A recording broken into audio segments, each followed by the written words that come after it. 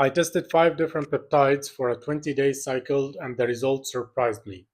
First of all, disclaimer, I'm not a doctor. This is not a medical advice. If you are going to take any kind of peptides, make sure you do your own research and get back to your doctor. Also, below you will find a timeline for the video, so feel free to skip to any part you want. And without further ado, let's get started. In number one, starting with the recovery peptides, which is the BPC 157 and the TB 500. And the reason I talk about both of them together is that I talk them together with just a 5 minute difference. So I cannot tell which peptide caused what results, but I know that both of them gave me an amazing results. So before I get to the results, I just want to give you a context of what happened. I had an ACL surgery 4 months ago, and my recovery was going very well actually, but by month four, I noticed that it started to be slow. I had this stiffness in my knee when I wake up every morning, and I had some pain at some degree. Ability with my knee wasn't the best, so I thought, why don't I just help my body to help itself? So that was my main reason for taking this peptide, and that's actually why I was taking it in my outer thigh area, just to make it as close as I could to the injury side. Anyways, moving to the results, after literally 2 days from starting to take those two peptides, I noticed that I now wake up without any stiffness in my knee. I don't have this stiffness anymore. So the moment I wake up, I can bend my knee normally without any pain or without any suffering that I used to have before. And that was just in 2 days. So I would say I got like 30 to 40% improvement in my knee mobility. And by the end of that 20-day cycle that I had, I don't have issues anymore with the stiffness or with pain, maybe some pain when I do extreme load on my knee, but normal day, no pain at all, no stiffness. And this is something I didn't have before. Even now, after 2 weeks from stopping that BPC 157, the TP 500, the results are still there. It didn't go.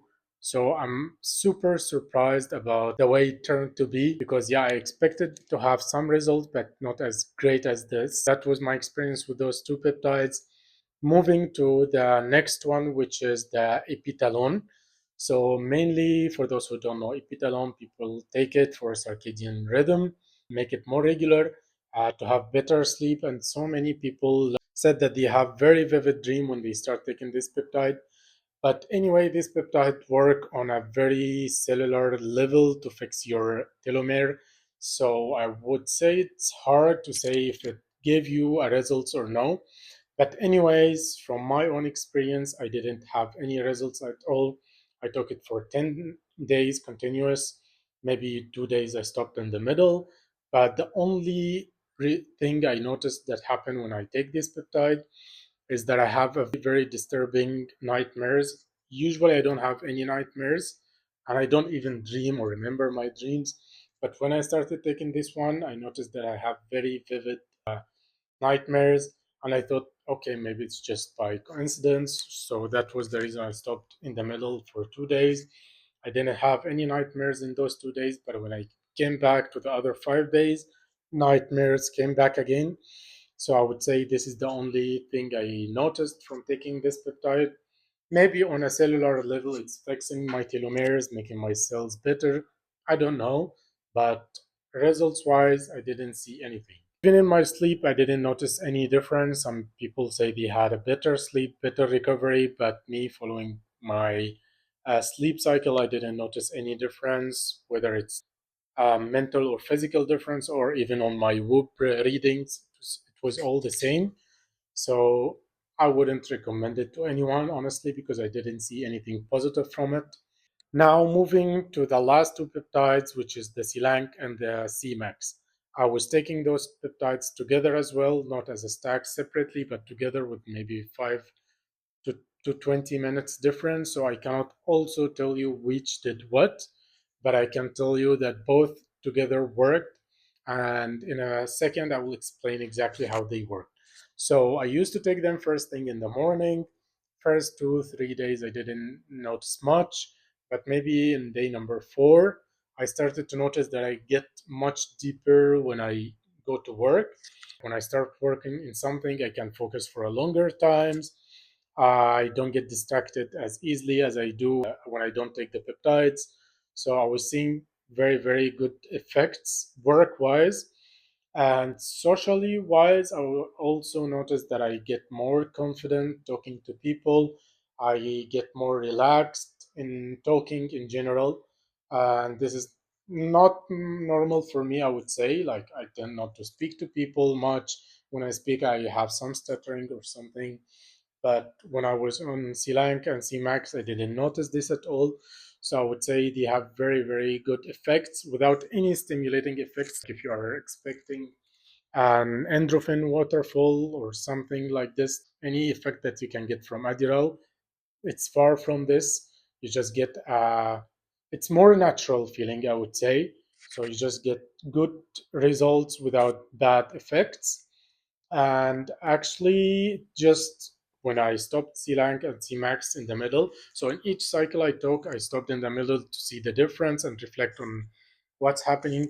So when I stopped, I noticed that all the positive effects just go away, they don't last. Maybe a little bit better when you after taking, but like not lasting like the BPC 157 or the TP 500, where results just keep continuing with you even weeks or months after or maybe forever. So would I recommend Selank or CMAX? Yes and no. I would recommend maybe go for a cycle, not for too long, and see the results because results can differ from a person to another. For me, what I felt is what I told you, and that was basically it for me. Would I repeat it? Yes, maybe I would repeat it, but next time I would take it as nasal spray because this time I took as injection. So many people say nasal spray work very well for them. So for my next cycle, I'm sure I will go definitely for the nasal spray.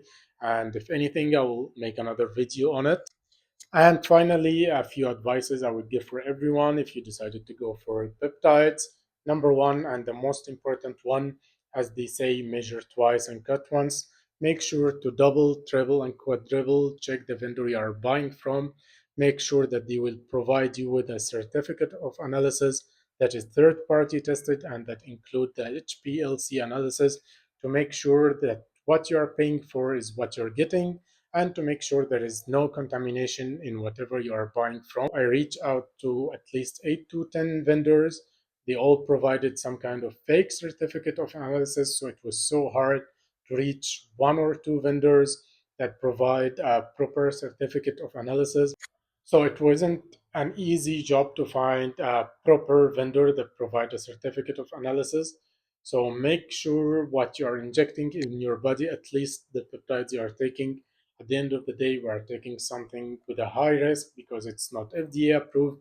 So you don't need to add more risk on the risk you're already taking by injecting yourself with something that have contamination, whether it's bacterial contamination or maybe heavy metals. So please stay safe and go for a proper vendor. In number two, which so many people fall for, which is expensive vendor doesn't mean good vendor or doesn't mean a legit product. So I reached out to so many clinics in Dubai, well-known clinics, big names, very expensive, very luxury kind of clinics.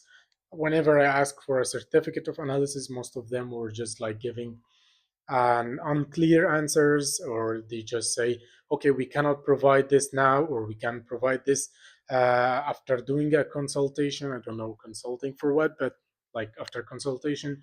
So expensive is not equal good. So just make sure you get the certificate of analysis regardless of who you are going to. In number three, make sure you start with a very low dose. You don't know how this peptide will interact in your body.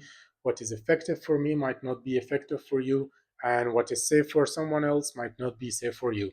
You may have allergic reaction against some specific peptides, so just make sure you don't take any big risk with taking bigger doses.